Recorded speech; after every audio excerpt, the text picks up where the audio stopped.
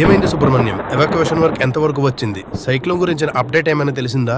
ఇది నిజంగా ఒక బ్యాడ్ అప్డేట్ అవుతుంది సార్. అండ్ ఈ అప్డేట్ ని వైజాగ్ కొన్ని డికేట్స్ వరకు గుర్తుపెట్టుకుంటుంది. అన్ఎక్స్పెక్టెడ్ గా సైక్లోన్ కేటగిరీ 2 నుండి కేటగిరీ 3 కి కన్వర్ట్ చేశారు, which is a massive cyclone. సరైన సేఫ్టీ మెజర్స్ తీసుకోకపోతే మనం చాలా మందిని కోల్పోతాం sir. Rescue operations and evacuation కు సంబంధించిన every update minute to minute నాకు తెలియాలి.